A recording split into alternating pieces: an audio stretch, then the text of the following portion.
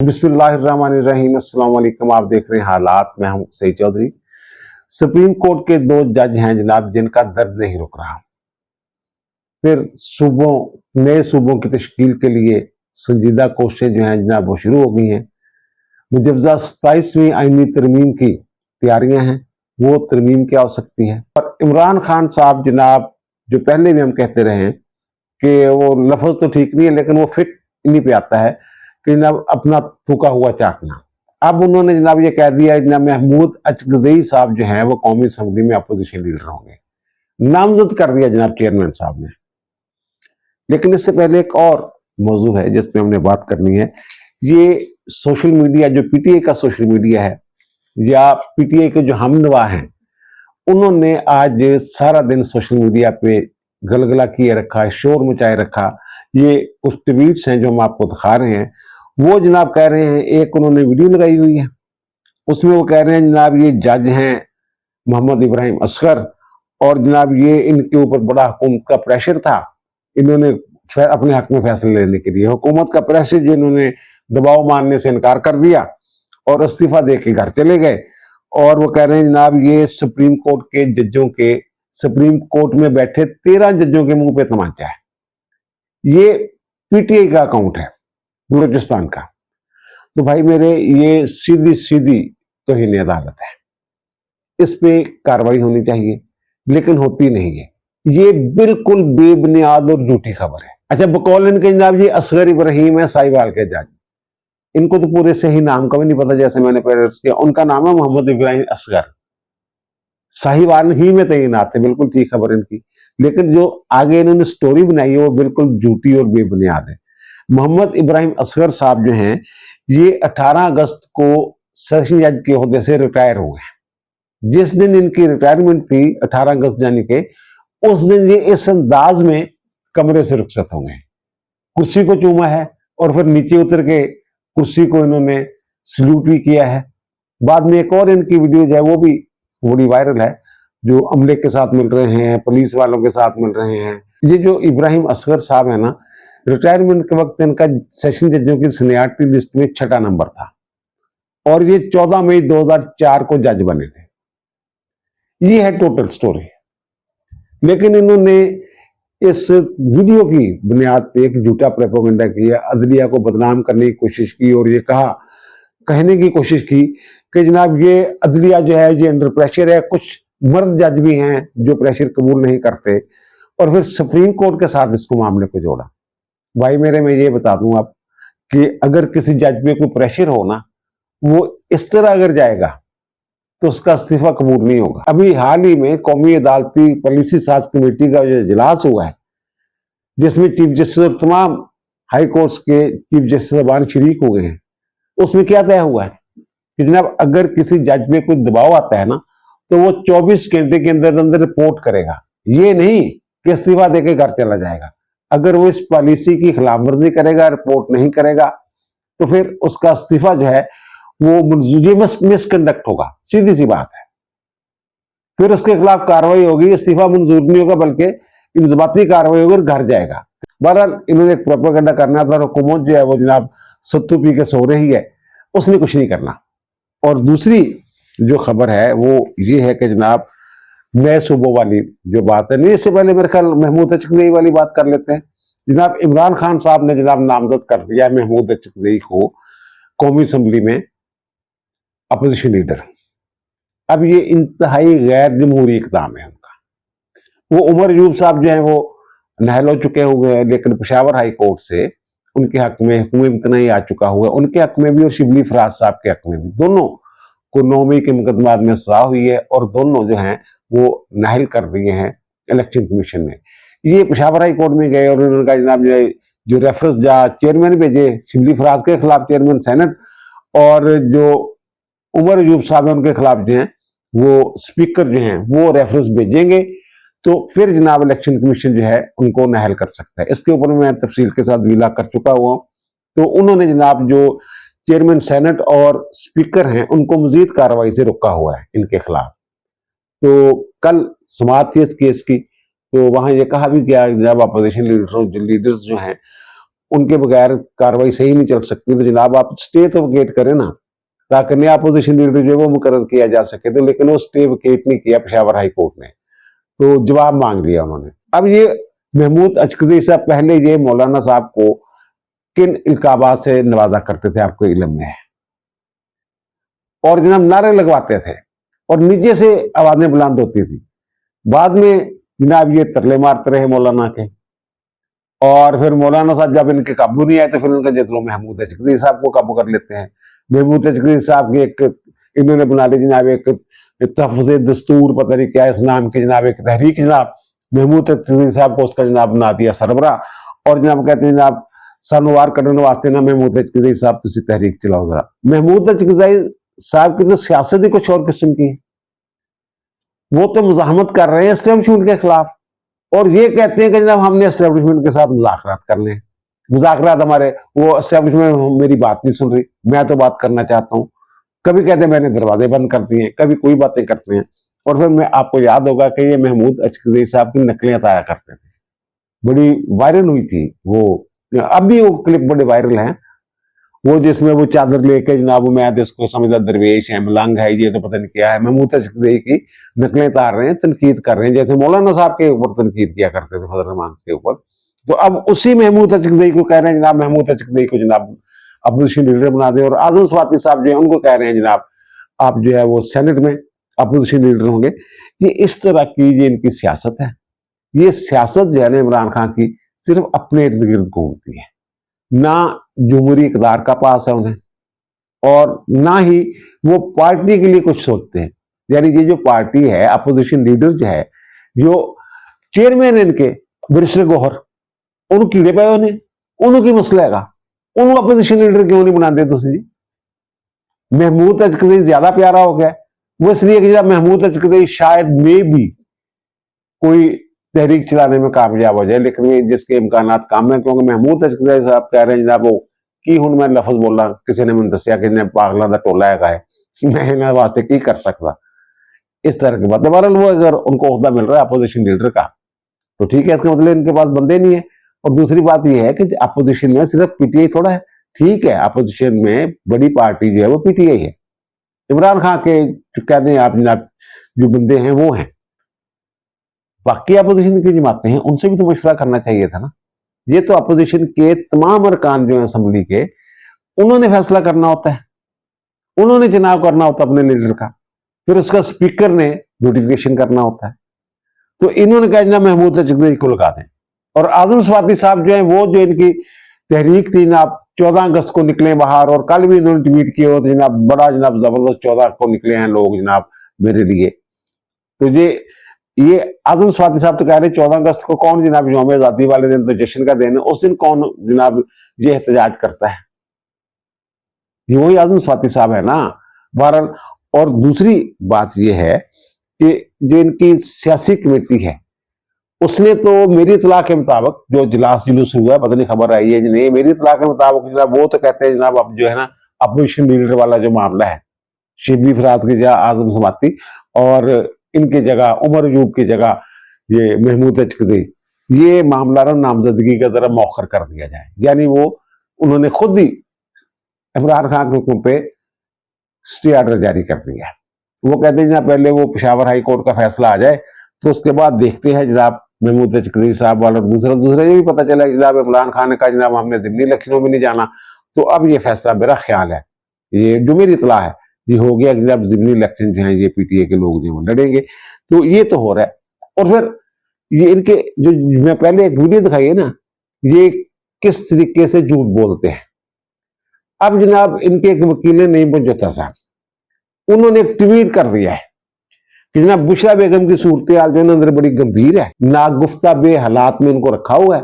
तो जनाब जब बारिशें हुई हैं तो जनाब उनके बोर्ड में पानी बढ़ गया, उन्होंने जनाब उसको बटन दबाने की कोशिश की तो वो जनाब उनको करंट पड़ गया, और जनाब उनके पांव पे वो कहते हैं कि कीड़ा काट गया है, पट्टी बंधी हुई है बुशरा बेगम की।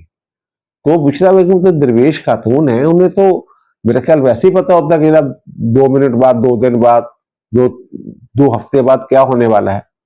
तो वो पता नहीं उनकी रूहानी ताकतें अब कहाँ गई, क्या हुआ, करंट पड़ गया जनाब उनको। बहरहाल ये इस तरह की ये प्रोपेगेंडा मशीनरी जो है ये एक्टिव है। और दूसरी जो मैं खबर अर्ज कर रहा था कि सुप्रीम कोर्ट के जो 2 जज हैं जनाब, उनका दर्द नहीं रुक रहा। और दर्द क्या है? दर्द वही है जनाब कि जनाब 26 में आईनी तरमीम आ गई और जनाब हम जो है वो नजरअंदाज हो गए चीफ जस्टिस के लिए। ज़ाहिर है अगर 26 में आईनी तरमीम ना आती तो सैयद मंसूर अली शाह साहब इस वक्त चीफ जस्टिस होते हैं। आपको याद होगा कि चंद दिन पहले ना सुप्रीम कोर्ट की मीटिंग मिनट्स जो है वो पब्लिक कर दिए गए थे, यही अफरीदी साहब चीफ जस्टिस की मंजूरी के बाद।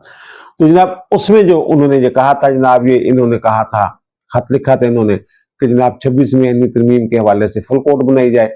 और वो जनाब मैंने ये कहा था जनाब आईनी तरमीम जो 26 में आईनी तरमीम होगी हुई है तो उसके बाद जनाब ये हमारे पास इख्तियार नहीं है। तो इनके खत का जवाब वो कहते वो मैंने जुडिशल कमीशन में मामला रख दिया था और मैंने फर्जन 13 जज जो थे सुप्रीम कोर्ट के उनकी राय ली थी और 9 जजों ने कहा था जनाब अब जो है ये फुल कोर्ट, ये सिर्फ आईनी बेंच जो है यही उसके पास ही ये इख्तियार है कि वो आईनी तरमीम का जुडिशियल रिव्यू कर सकता है, देख सकता है उसको। ये उनका खाता। अब इन्होंने उसके जवाब में वही बातें दोहराई हैं, लेकिन उनके खत की तायीद भी की है इन्होंने। अब वो कह रहे हैं जनाब 31 अक्टूबर 2024 को जनाब हमारी मुलाकात हुई थी चीफ जस्टिस के साथ, तो हमने उन्हें कहा था जनाब 26 में आईनी तरमीम के खिलाफ जो दरखास्तें आ गई हैं तो उनकी समाअत के लिए फुल कोर्ट बनाई जाए, लेकिन उन्होंने नहीं बनाई, हिचकिचाहट का मुजाहरा किया। तो फिर जनाब वो कहते हैं कि मुनीब अख्तर के कमरे, उन्होंने कहा मुझे सोचने के लिए टाइम दे।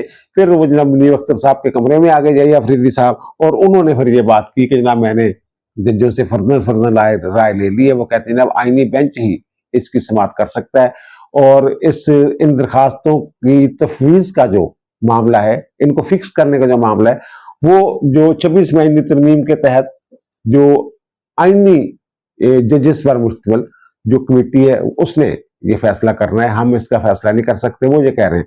तो वो ये कह रहे हैं जनाब वो जो रिवायत है कि तमाम जजों को बिठा के जनाब उनसे राय ली जाती है, फुल कोर्ट का इजलास बुलाया जाता है, ये उस तरह फुल कोर्ट का इजलास नहीं बुलाया इन्होंने, इस तरह की बातें इन्होंने की हैं।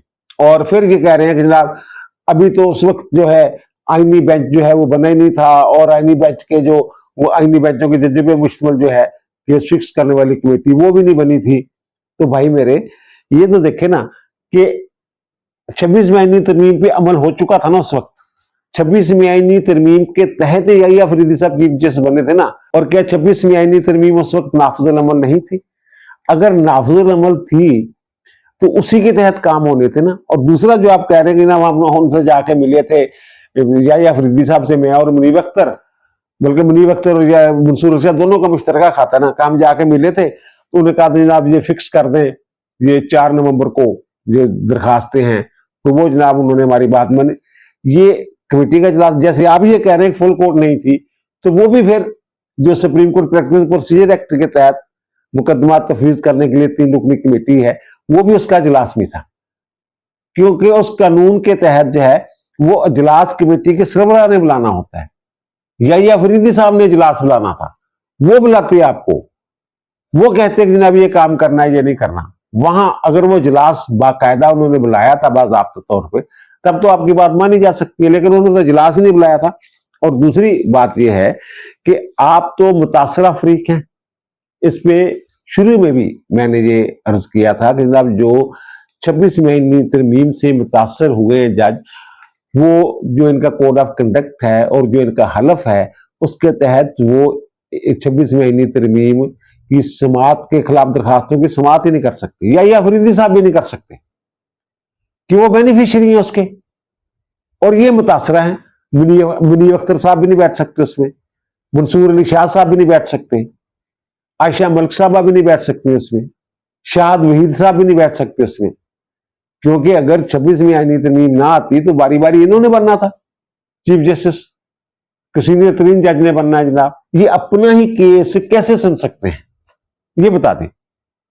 कोड ऑफ कंडक्ट में लिखा हुआ है, वहां तो ये भी लिखा हुआ कि ना सिर्फ अपना केस नहीं सुन सकता कोई जज, बल्कि रिश्तेदार, अजीज और जो दोस्त हैं उनका केस भी नहीं सुन सकता, उसको इनकार कर देना चाहिए। अपना तो सुन ही नहीं सकता ना। इसकी दर्जनों मिसालें हैं। जब इफ्तिखार मोहम्मद चौधरी ने आज खुद नोटिस लिया था अपने बेटे वाले इशू पे मलिक रियाज ने जब इल्जाम लगाए थे, तो फिर कोड ऑफ कंडक्ट की जब उनकी तरफ तवज्जो दिलाई गई तो वो उठ गए थे, वो नहीं बैठे थे उस मंच में। जनाब ये तो मेरा जाती मामला, मेरे बेटे का मामला, मैं कैसे इसकी समाप्त कर सकता हूँ। तो ये जज कहते नहीं जनाब, हमने जो हलफ उठाया हुआ है उसकी भी खिलाफ वर्जी करनी है, कोड ऑफ कंडक्ट की खिलाफ वर्जी भी करनी है।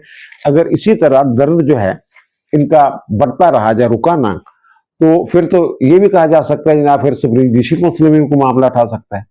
जनाब 26 में इन्होंने तो अपनी राय भी दे दी हुई है 26 में इन तरमीम के खिलाफ कि जनाब ये अदलिया के ऊपर जो है, अदलिया की आजादी के ऊपर कतगन है, पाबंदी है 26 में इन तरमीम जो है। तो फिर ये बैठना भी चाहते हैं। जज तो इस बुनियाद पे भी उठ जाते हैं कि ना मैं तो अपना जहन जो है इस पे अपना जो आश्कार कर चुका हुआ हूं, तो जरा मैं अब इस केस में नहीं बैठूंगा। लेकिन ये दो साबान है, वो मैंने अर्ज किया ना, अगर दर्द बढ़ता रहा तो फिर मामला जो है वो सुप्रीम जुडिशल काउंसिल की तरफ भी जा सकते हैं, कोई रेफरेंस फाइल कर दे और वहां जनाब मामला देख लिया जाए इनका, जनाब ये कौन सच पे है और कौन झूठ पे है। और ये खुद मान रहे हैं इस बात को कि जनाब वो उन्होंने हमें बताया था कि जनाब वो जो फर्दन मैंने जजों से राय ले ली है।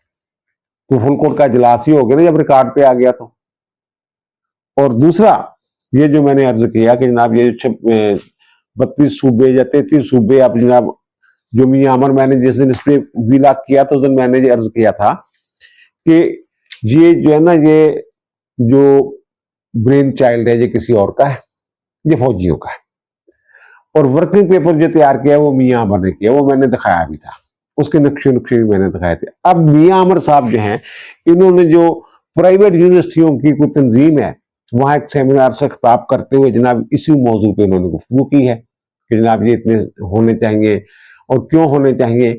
अच्छा, ये जब तक ना ये आपको याद होगा कि हदूद लाज के खिलाफ जो है वो तरमीम करनी थी मुशर्रफ दौर में, तो एक मीडिया हाउस जो है वो इस्तेमाल किया गया था। जरा सोचिए, याद है? अब ये भी एक बड़ा मीडिया हाउस है, इसके तमाम प्रोग्राम जो हैं वो इसी मौजू पे हुए, और मालिक जो फरमा रहा है उसके मुलाजम जो है उसके खिलाफ जाएंगे। आजादाना राय, आजादाना बहस कैसी हो सकती है?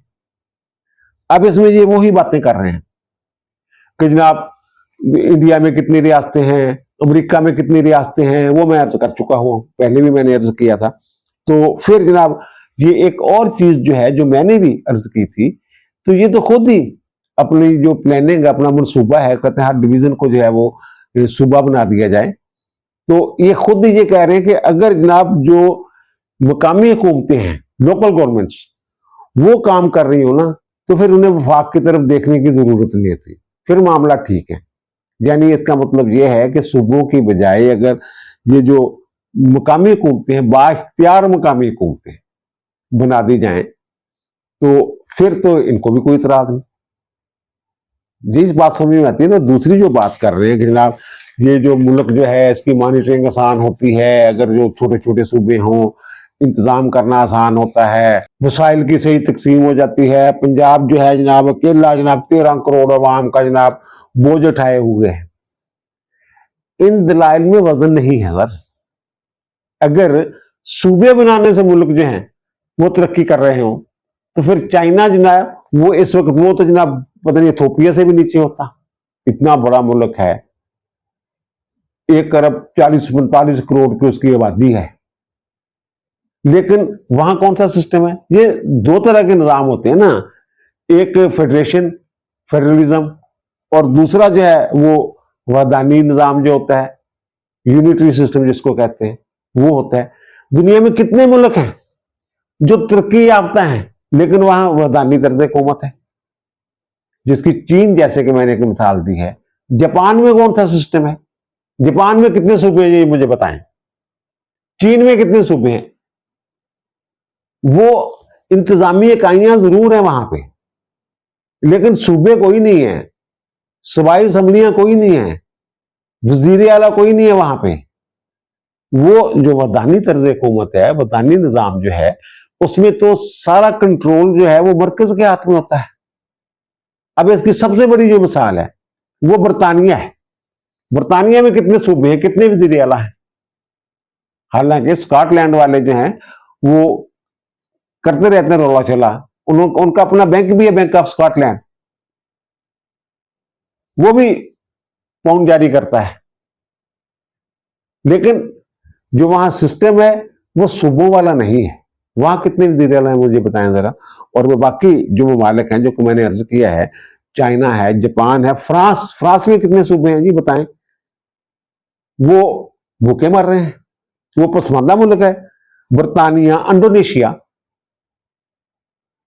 सबसे बड़ा इस्लामी मुल्क जो है, वहां जो सिस्टम है। बांग्लादेश में कितने हैं जनाब, श्रीलंका में कितने हैं, सिंगापुर में, तुर्की में कितने सूबे हैं बताएं मुझे जरा। तुर्की पीछे जा रहा है या आगे जा रहा है? तो वहां छोटे छोटे यूनिट बना दें, सूबे बना दें, और बाद में वो आपस में लड़ पड़े। जैसे चिकोस्लोवाकिया, चेक और स्लोवाक जो आपस में लड़ लुट के जनाब अलग हो गए। इसी तरह हुआ था ना, वहां पे मरकजियत कमजोर थी। और डेनमार्क में, नॉर्वे में, वहां कौन सा सिस्टम है, कितने सूबे हैं जनाब?